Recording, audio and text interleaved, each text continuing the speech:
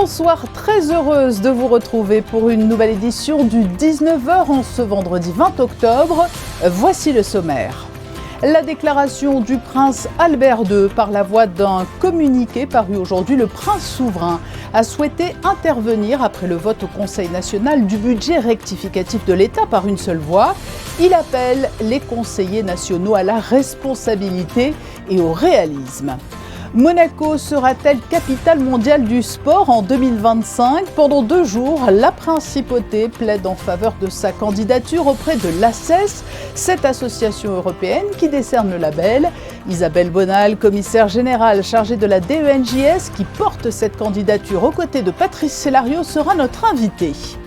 Le lancement de l'édition 2024 du coup de cœur des lycéens qui va conduire des élèves de Monaco à lire plusieurs premiers romans avant de choisir leur lauréat, le tout sous l'égide de la Fondation Prince Pierre. Chaque année, elle grimpe un peu plus au classement international des meilleures universités. Les clés de la réussite de l'IUM décryptées dans ce journal. C'est l'un des moteurs de l'industrie de la bande dessinée. Astérix le Gaulois est de retour avec un nouveau tome de ses aventures intitulé L'Iris Blanc. Nous serons avec l'un des grands spécialistes de ce petit personnage tant apprécié et vous le verrez, dont il faut lire les épisodes entre les lignes ou plutôt entre les bulles. Et puis notre chronique Ceux qui font Monaco sera consacrée aujourd'hui à la Bottega del Gelato. Nous débutons ce journal par ce communiqué qui nous est parvenu dans la journée. Le prince Albert II a souhaité intervenir après les débats qui ont ponctué l'examen du budget rectificatif 2023. Nous vous l'annoncions hier, ce budget a été voté par une seule voix et a été marqué par l'abstention de 22 conseillers nationaux. Aujourd'hui, le prince souverain rappelle que le gouvernement, sous son autorité et sur la base des orientations qu'il définit, a seul la charge de l'administration du pays. Il invite les conseillers nationaux à la responsabilité et au réalisme en ayant conscience des enjeux à venir dans un monde devenu incertain, dit-il. Et le prince Albert II d'ajouter que la pérennité et l'épanouissement de Monaco résident dans le temps long de l'histoire que garantit la monarchie constitutionnelle. En fin de journée, le Conseil national a déclaré prendre acte de cette déclaration avec respect, soulignant que les conseillers nationaux rappelaient leur indéfectible attachement au prince souverain et à sa famille. Le Conseil national qui demande par ailleurs au gouvernement de faire preuve de respect avec la représentation nationale démocratiquement élue. Monaco défend pendant 2 jours sa candidature pour obtenir le label Capitale mondiale du sport en 2025. Une délégation de l'ACES, l'entité qui attribue ce label, est actuellement en principauté pour examiner la candidature monégasque. Et parmi les ambassadeurs, en quelque sorte, qui vont défendre les chances de Monaco, il y a le ministre de l'Intérieur, Patrice Célario, et le commissaire général en charge de la DENJS, qui est notre invité ce soir. Bonsoir Isabelle Bonal. Bonsoir Patricia. Avant d'en venir à cette candidature, revenons sur l'important épisode météorologique qui a touché la région et qui a conduit à la fermeture des établissements scolaires aujourd'hui. C'est le principe de précaution qui a prévalu ? Effectivement, c'est le principe de précaution qui a amené le gouvernement princier à prendre cette décision, à savoir d'éviter de fermer les écoles et d'éviter que les élèves qui habitent dans les communes limitrophes se déplacent soit en train, soit en voiture, soit en bus pour éviter des éventuels accidents. La vigilance toujours plutôt que prendre le risque donc de faire venir à l'école les élèves en pareille situation. Venons-en maintenant au sujet du jour et cette candidature. Qu'est-ce que cela représente de devenir une capitale mondiale du sport ? Déjà, c'est un immense honneur. Dans la mesure où le prince Albert est un modèle à suivre dans le domaine sportif, la princesse Charlène aussi est une nageuse de très haut niveau. La famille Grimaldi dans l'ensemble pratique des sports à un niveau de compétition. Donc, et en même temps, Monaco, c'est aussi le sport pour tous. Donc, dans la mesure où Monaco est non seulement une capitale, mais aussi un pays, dans la mesure où le sport s'adresse à tous, aux bébés, on a des bébés nageurs jusqu'aux personnes âgées, aussi bien dans le domaine du sport scolaire que dans le sport amateur, le sport de compétition, il semblait tout naturel qu'on puisse prétendre à faire partie de la famille des capitales mondiales du sport. Mais cela s'inscrit dans quel cadre ? Ce que nous voulons, c'est que Monaco soit encore plus visible à l'international. C'est l'occasion, là aussi, de montrer qu'à Monaco, eh bien, dans tous les domaines, nous avons une activité très active, très impressionnante, très diversifiée, qui s'adresse aux plus petits comme aux personnes les plus âgées, et aussi bien aux scolaires comme aux sportifs de compétition. Et quelle est l'entité qui est à l'initiative de ce label ? C'est-à-dire que ça dépend de ACES, c'est une association des capitales européennes du sport. Cette association est basée à Bruxelles depuis 2001, et depuis 2001, il distribue, mais il faut quand même le mériter, des labels à toutes les villes ou pays qui vraiment ont une politique sportive au sens large. Mais ce label, qu'implique-t-il, au-delà déjà de la reconnaissance de cette image qu'a Monaco de véritable terre de sport ? Alors déjà, quand le prince Albert nous a demandé, nous a fait part de son vœu de faire partie de Monaco, capitale du sport, c'était l'occasion pour la direction d'éducation nationale de se replonger dans le passé depuis 20 ans et de montrer, nous avons fait une brochure de plus de 120 pages, et nous avons pu voir la dimension extraordinaire du sport à Monaco. Et nous avons plus de 50 disciplines qui sont représentées à Monaco dans un petit pays de 2 km². Donc, on voulait le montrer au monde entier. Et ce qu'il y a de formidable, c'est que le sport, c'est le sport pour tous, aussi pour les handicapés. Spécial Olympique fait un travail remarquable. Et même les handicapés, il n'y a pas d'exclusion, mais si vous voulez, il y a de l'inclusion. Et est-ce que cela va donner lieu en 2025 à l'organisation d'événements particuliers, au-delà, on le disait, des nombreuses actualités sportives qui jalonnent l'année à Monaco ? Alors déjà, dans un premier temps, il faut que nous soyons validés. Donc là, je reçois une délégation qui est menée par M. Lupatelli. M. Lupatelli, c'est le président mondial de ACES, qui est italien. Il est venu accompagné de certains membres européens et d'un membre de la principauté d'Andorre. Ils vont visiter avec moi les infrastructures de Monaco, c'est-à-dire le stade Louis II, la salle Sainte-Dévote. Nous allons visiter aussi la salle de sport Régnier 3. En fonction de ce qu'ils vont voir, nous serons labellisés ou pas. Si nous sommes à la suite, Monsieur Célario va devoir samedi va faire un grand oral et présenter donc les activités sportives de Monaco devant le jury. Si le jury va décider de notre sort, à savoir si on va être labellisé ou pas, nous aurons d'ici une quinzaine de jours, les résultats de cet audit, si je puis dire.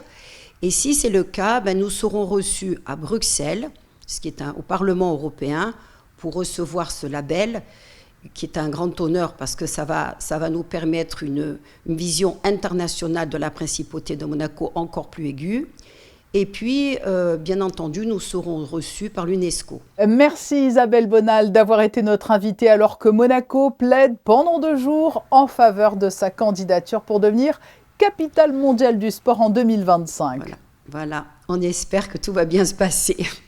Et justement, la direction de l'éducation nationale, de la jeunesse et des sports et le nouveau musée national de Monaco ont invité, avec le soutien de la Fondation Prince Albert II, le studio Smarin pour une toute nouvelle expérience pédagogique.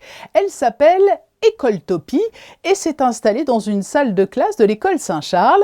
C'est un reportage de Frédéric Elion, Alban Gingembre et Alexandre Gougassian.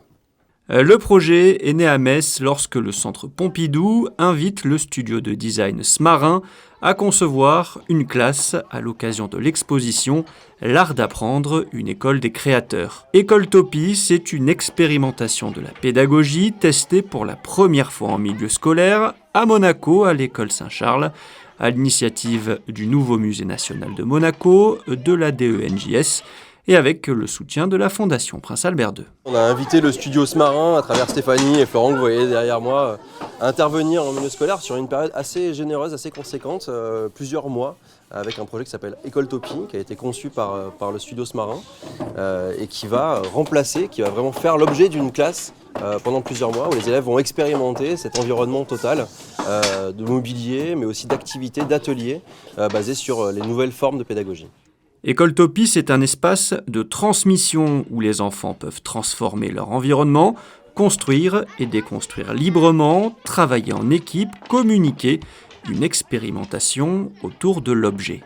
On s'intéresse à la conscience du corps de chacun comme base à partir de laquelle plus on va sentir ce qui se passe et être à l'écoute de ce qui se passe, on sera en mesure et en capacité de s'épanouir, de se développer. On cherche aussi à faire sentir à chacun l'importance du collectif, de se coordonner en tant que groupe pour créer des situations qui sont favorables à tous. Je trouve que c'est sympa de les démonter, de les remonter. Et nous essayons de trouver une manière en ce moment de pouvoir faire en sorte que la classe soit bien organisée et qu'on puisse tous être face au tableau. Depuis combien de temps est-ce que vous avez commencé cette expérience pédagogique-là ? Depuis à peu près le début de l'année. Les enfants de la classe de CM1B expérimenteront cette nouvelle façon d'apprendre jusqu'aux vacances de février. L'édition 2023 tout juste achevée et le palmarès de la Fondation Prince-Pierre de Monaco proclamé, l'aventure du coup de cœur des lycéens qui permet de décerner un prix littéraire à un auteur dont le premier ouvrage vient de paraître fait son retour. Anaïs Rieu et Alban Gingembre étaient sur place pour le lancement du projet au lycée Albert Ier. Regardez. Après une édition 2023 très prise à cœur par les participants, le coup de cœur des lycéens fait son grand retour avec des élèves de seconde encore plus nombreux qui liront et jugeront tout au long de l'année 7 romans contemporains jusqu'à élire un lauréat. Habituellement, on est sur une quinzaine d'élèves volontaires et cette année, l'effectif a été tout de même multiplié puisqu'on a 35 jurés qui sont volontaires et qui donc logiquement devraient maintenir leur candidature, leur rôle de juré jusqu'à la fin du projet. Le lauréat est primé par la Fondation Prince-Pierre d'un chèque d'un montant de 6 000 € pour son œuvre, enfin pour son œuvre naissante, pour son œuvre débutante et pour lui permettre de continuer ses projets littéraires. À l'origine de ce prix, la Fondation Prince-Pierre est fière de soutenir des auteurs naissants, mais surtout de contribuer à sensibiliser la jeune génération à la littérature contemporaine et la lecture en général. C'est très enthousiasmant. Déjà, imaginez-vous 17 générations de, gamins, de jeunes gens et de jeunes filles comme ça, qui pour la plupart font leur première expérience de lecture consciente, attentive, coordonnée. Voilà. Ce sont des gens qui lisent bien sûr, mais peut-être moins que nous, mais qui lisent quand même. Voilà. L'année dernière, je parle du passé, mais c'est important le passé, cette continuité. On a des jeunes jurés qui ont pris l'épreuve tellement à cœur qu'ils sont de leur propre aveu devenus des grands lecteurs. Voilà. Donc c'est enthousiasmant et ça donne envie de continuer. J'aime beaucoup lire. Après, c'est pas forcément le type de roman que j'aime lire. Mais ça m'a l'air intéressant. Moi j'aime beaucoup lire et ensuite pareil, moi c'est pas vraiment mon type de roman, moi j'aime bien les romans policiers. Mais je pense que c'est bien parce que justement ça nous encourage à lire.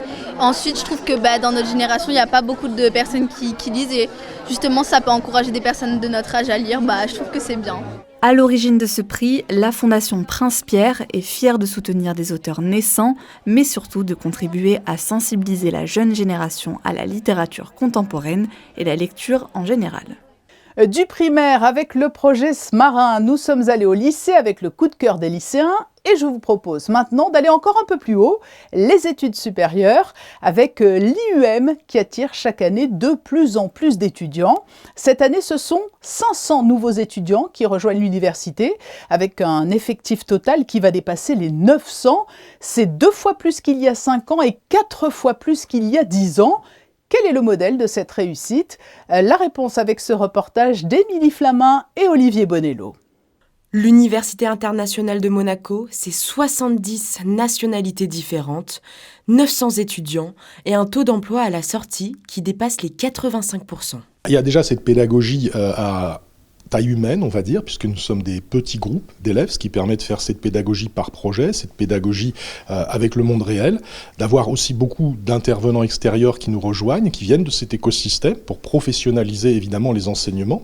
Et puis nous avons aussi la particularité d'avoir des expertises qui sont très liées aux expertises de Monaco, et beaucoup d'étudiants nous rejoignent depuis le monde entier parce que Monaco, ça veut dire l'excellence, le luxury management, le private banking, le sport event management, donc ça évidemment ça fait rayonner l'université. Et parce que qui dit université dit forcément vie étudiante, le personnel de l'établissement met tout en œuvre pour satisfaire ces jeunes. Je crois que ce qu'aiment les étudiants, et on l'a vu pendant le Covid, c'est aussi une vie étudiante, une expérience sociale, on va dire. Donc on a une student life avec des student associations, des clubs. Alors il y a un club Charity, qui travaille en liaison d'ailleurs avec pas mal d'associations à Monaco. On a un club finance, un club luxe, un club développement durable, voilà, et puis un club plus festif, un club sportif, voilà. Donc les étudiants ont toute cette vie autour d'IUM. De nombreuses enquêtes sont réalisées chaque année par l'établissement, ce qui donne à l'université un taux de 85% de satisfaction des étudiants. C'est demain samedi que s'achèvera la visite à Monaco de Bartholomé Ier. Hier, après sa rencontre avec le prince Albert II, il a pu s'entretenir également avec Monseigneur Dominique-Marie David et il a assisté à une conférence scientifique internationale de très haut niveau au Novotel. Cette session était organisée notamment par le Centre scientifique. Des personnalités médicales du monde entier et des responsables de l'OMS étaient présents. Et cette conférence scientifique avait pour thème faire progresser la préparation à la lutte contre les pandémies en Europe, et ce après la crise de la Covid-19. Nous avons donc demandé au professeur Patrick Rampal, président du CSM, ce que l'on pouvait faire pour prévenir une nouvelle pandémie, et voici sa réponse. C'est le suivi, c'est la prévention, le suivi environnemental de tous les marqueurs pouvant à terme apporter une nouvelle pathologie, qui veut dire suivre les eaux usées pour savoir s'il y a des éliminations de virus dans les eaux usées, suivre les broyats d'insectes pour rechercher dans les insectes vecteurs potentiels si on trouve des virus dengue ou Zika ou d'autres natures. Donc c'est un travail collaboratif qui se fait certes chez les patients, bien sûr, mais en amont pour essayer de pouvoir réagir très tôt et être efficace. Patrick Rampal, président du CSM, était interrogé par Fabien Bonilla et Jean-Alexandre Dordet. C'est toujours un événement. Un nouveau tome des aventures d'Astérix paraît en ce mois d'octobre. Il s'intitule L'Iris Blanc. Le personnage sympathique de ce petit Gaulois séduit toujours autant. Il faut dire que l'on a tous un peu en nous d'Astérix ou d'Obélix. Et pour décrypter le phénomène Astérix et nous aider aussi à voir les messages cachés que l'on peut trouver dans cette bande dessinée, qui de mieux qu'un spécialiste de la question, maître de conférences à l'Université de Grenoble et auteur de 3 ouvrages, Astérix ou la parodie des identités, Astérix ou les lumières de la civilisation et le complexe d'Obélix. Bonsoir Nicolas Rouvière. Bonsoir. La sortie d'un nouveau tome d'Astérix, c'est toujours un événement. Comment expliquer cette fidélité en quelque sorte au petit personnage gaulois et son incroyable longévité ? Alors le petit personnage gaulois, on a beaucoup dit qu'il représentait quelque part une certaine idée de la France moyenne, avec toutes ces tribulations depuis la société des années 60 jusqu'à aujourd'hui, mais en fait c'est devenu un personnage européen. Et il y a beaucoup d'universalisme dans Astérix, avec des valeurs qui sont partagées à travers le monde entier. Donc, que ce soit la résistance contre toute forme d'oppression, d'impérialisme, un petit milieu local qui défend sa culture contre un ensemble englobant, autoritaire et peu enclin à respecter les populations. Donc, il y a aussi un petit peu, on trouve toujours des choses qui résonnent parce qu'on est toujours le petit par rapport à un ensemble qui nous domine ou à des figures autoritaires qui veulent prendre le pouvoir. Donc, il y a quelque chose de très universel dans l'éthique d'Astérix, qui est une éthique fondamentalement démocratique et très proche de l'esprit des Lumières aussi, je pense. Oui, le combat pour la liberté, la résilience, le caractère, il y a ces valeurs toujours très actuelles, c'est vrai. Et puis l'histoire, hein, cette fois-ci, est d'autant plus ancrée dans son temps, hein, avec ce personnage principal. Astérix, quand la série a été créée en 59 par Goscinny et Uderzo, était en phase avec une sorte de changement de la mémoire collective. Et c'était plus la France impériale telle qu'elle se rêve avec ses colonies, c'était la France non alignée qui essaye d'avoir une voix indépendante face aux deux blocs. Et on retrouve quelque chose de cela dans Astérix, cette idée, cet internationalisme vraiment profond. Par-delà les cultures, on comprend très bien et on comprend aussi que c'est une parodie burlesque de toutes les dérives nationalistes des mythes de l'identité. Ce message fort, et puis à une moindre échelle aussi, on a tous dans notre famille le barde, la belle Falbala, Astérix et ses amis, c'est un peu aussi notre famille, hein. Et oui, c'est devenu une sorte de miroir d'identification complètement, parce que de génération en génération, finalement, quand on voit un nouveau film d'Astérix ou qu'on lit un nouvel album, ça nous dit aussi quelque chose de l'époque, ça nous dit quelque chose de l'ère du temps. Un peu comme quand on va voir un James Bond, finalement, on prend un petit peu le pouls de la géopolitique. C'est possible de voir les James Bond comme ça. Et bien, quand on regarde un Astérix, on a quelque chose qui se dit sur le rapport à l'écologie, à la nature, le rapport homme-femme, la question des inégalités, etc., les modes sociaux. Et donc, ça fait partie, en fait, des petits plus d'une série qui s'enrichit aussi de notre propre regard par rapport à toute l'histoire de sa réception. Et le succès ne se dément pas de décennie en décennie. Est-ce qu'il ne contribue pas aussi un petit peu à la vitalité du marché de la bande dessinée, Astérix ? Ah oui, c'est tous les 2 ans, c'est un rendez-vous attendu. On sait que pour les libraires, c'est un second souffle, hein, d'avoir des piles d'albums d'Astérix qui trouveront preneur. Et donc, ça permet aussi de ramener du public dans ces espaces. Donc, c'est très important d'avoir comme ça un peu ces chefs de file qui permettent de porter le marché du livre, hein. Vous êtes-vous donc un grand spécialiste d'Astérix ? Il fait l'actualité, mais quelles sont les autres valeurs sûres de la BD qui ont traversé les décennies sans accroc ? Je pense à Tintin, mais il y en a peut-être d'autres aussi ? Ah oui, bien sûr, et pas simplement dans le genre comique ou semi-réaliste, hein. Pensez par exemple à Corto Maltese, hein, d'Hugo Pratt. Pensez à des séries populaires réalistes ou héroïco-fantastiques ou de la fantasy comme Torgal par exemple, de Rosinski et Van Hamme. Il y a tout effectivement une histoire extrêmement riche de la bande dessinée, hein. Donc là, c'est un sujet absolument inépuisable. Il y en a pour tous les âges et pour tous les goûts. Et vous en parlez avec beaucoup de passion. Merci Nicolas Rouvière d'avoir répondu à notre invitation alors que paraît la semaine prochaine le nouveau tome d'Astérix, l'Iris blanc. Merci. De la bande dessinée au livre, il n'y a qu'un petit pas. La violoniste Zhang Zhang était hier en séance de dédicace à la galerie Ribolzi à l'occasion de la parution de son premier ouvrage intitulé « La voix de l'archer » aux éditions Fayard.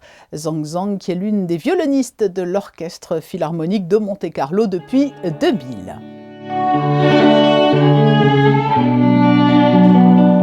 Place à notre chronique « Ceux qui font Monaco ». 3 fois par semaine, les lundis, mercredis et vendredis, nous vous emmenons à la rencontre de tous ceux qui contribuent au dynamisme de l'économie locale et plus généralement à leur niveau à l'attractivité de la principauté. Aujourd'hui, Christine Datomel est allée chez une adresse qui fait le bonheur de la clientèle de tous âges, Christine. Oui, aujourd'hui je me trouve dans l'antre de la gourmandise chez Le Glacier Rossi. Ouverte depuis 2017, vous allez le voir, la boutique ne désemplit pas. Ici, nous mangeons des glaces été comme hiver. Nous mangeons des glaces à toute saison. En plus, elles sont faites maison. Comment toute cette belle histoire a commencé? La réponse tout de suite. Ici, il a été un envie d'aventure parce que Monaco, il y a une clientèle vraiment très différente qui arrive de toutes les parts du monde. Et donc pour nous, c'est très intéressant parce qu'on peut essayer à faire différentes choses selon les goûts différents des personnes qui arrivent partout. Et donc c'est un défi parce que l'Italie, nous la connaissons très bien et ce ne sont pas toujours les mêmes choses, mais vous comprenez, l'endroit c'est différent. Ici, il y a évidemment la glace traditionnelle italienne liée à la recherche de l'innovation pour ce qui concerne l'alimentation. Nous proposons en ligne des glaces aussi salées et sans sucre blanc ajouté. À la place, nous utilisons de l'agave bio qui donne un bon goût à la glace, mais la glace comme ça, elle devient plus légère, moins de calories, moins calorique, mais le goût c'est vraiment très bon. Et nous l'utilisons surtout maintenant pour notre sorbet à la fruit, qui change selon la saison évidemment. Et il a beaucoup de succès cette ligne de glace. Mais la gourmandise dans une glacerie ne peut pas être pas là. Et donc nous avons des best-sellers, des parfums qui sont des best-sellers comme les crémino pistaches, les crémino noisettes, les rochers aussi. Et ils sont toujours à côté du parfum un petit peu plus particulier. Cette année, nous avons fait le centenaire, qui c'est un parfum, un cheesecake à la rose avec un coulis de framboises et pommes. Et nous l'avons inventé pour les célébrations du centenaire. On peut retrouver une glace bleue, qui est une glace à l'algue. Exactement, ça c'est une des parfums un petit peu plus particuliers. C'est une glace à l'algue spiruline. La spiruline, c'est un superfood très riche en protéines. Et il a une couleur merveilleuse dont les enfants ils aiment tout d'abord et ils mangent quelque chose qui c'est bien pour la santé. Et nous le proposons aussi souvent dans des événements particuliers comme dans l'événement qui fait les musées scénographiques tous les années. Mais il y a beaucoup de gens qui sont quand même curieux de goûter des choses un petit peu différentes. Nous sommes ouverts toute l'année, sauf le mois de janvier pour la fermeture annuelle. Et évidemment, la majorité des personnes ils mangent dans l'été.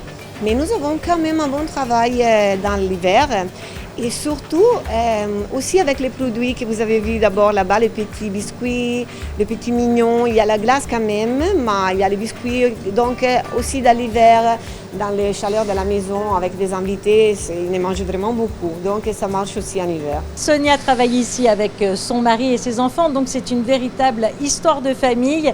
Alors bien sûr, ils aiment leur glace, mais ils pensent également à l'écologie puisque dorénavant, toutes les boîtes sont en carton et non plus en plastique. Alors vous pouvez venir chercher vos glaces bien sûr ici à la boutique chez Rossi, mais la famille a également mis en place un service de livraison pour vous livrer vos glaces préférées à la maison via la plateforme Mister Room Service ou Eatin Monaco. Voilà de quoi se faire plaisir, même chez soi et avec des contenants recyclables. Nous l'évoquions au début de ce journal avec Isabelle Bonal alors que les établissements scolaires de Monaco ont été fermés aujourd'hui à la suite d'une alerte météo. Les conditions se sont calmées dans la journée, fort heureusement, Frédéric Elion, et le retour à la normale se confirme. En effet, Patricia, si les orages ont été violents dans l'arrière-pays, le littoral et la principauté ont été relativement épargnés. La pluie est tombée principalement dans la nuit et la matinée dans des proportions raisonnables. Les rafales de vent ont été moins fortes que prévu et samedi, la météo sera encore plus clémente avec un ciel bien dégagé toute la journée. Quelques passages nuageux seulement le matin. Les températures seront comprises entre 17 et 21 degrés samedi 21 octobre. Vous pourrez souhaiter une bonne fête à toutes les Célines. Ainsi se referme ce journal. Je vous en rappelle le principal titre, la déclaration du prince Albert II, qui par voie de communiqué a appelé aujourd'hui les conseillers nationaux à la responsabilité et au réalisme, et ce après le vote jeudi soir du budget rectificatif de l'État, un vote qui s'était fait sous tension.